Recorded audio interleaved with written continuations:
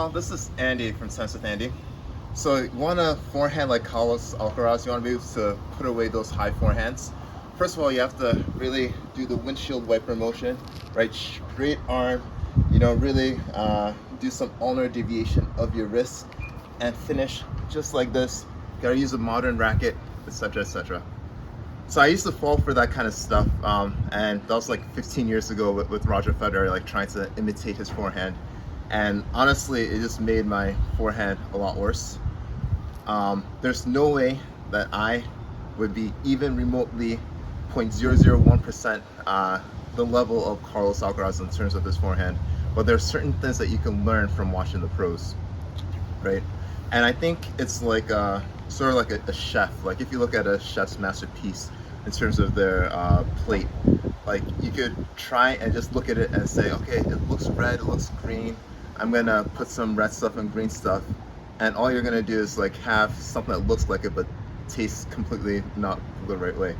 Same thing with the forehand, right? Or the strokes of the pros. If you focus on the non-essential stuff, just the aesthetics, then you're missing out on the meat of it, the heart of what you're supposed to do.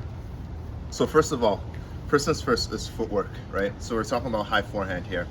So you kind of want to move to it like you're like a vulture, right? You're trying to encircle your prey. I'm going to ask my camera person to kindly look at my feet, right? So instead of running straight right to it, right? I kind of like to run towards the ball, move back, right? Leave yourself enough room, and then that's the preparation you want to do, right? So again, you run, your turn, you do a nice unit turn, leave enough room for the ball. So that's number one, your footwork. Number two, if you could pan back up, is your racket take back, right? So a lot of people, they want to kill the ball, right? And they do this huge take back and try and smash it, right? But in all earnesty, like you need to think of it more of an approach shot. So, and you want to minimize the source of errors. One source of error could be your timing from taking too big a take back, right? So what I like to do is really shadow the ball as it comes in and do a shorter take back. So again, I'm using this step number two. I'm using my left arm, my non-dominant arm here as an anchor, right? And then release, really short take back at the level of the ball. So if the ball, I'm trying to hit the ball right here, my racket is right here. If it's up high, it's right here. And all I want to do is take it back at that level, and then that's number two. And then number three, swing to contact, right? So if, because it's a high ball, we're gonna try and be aggressive with it.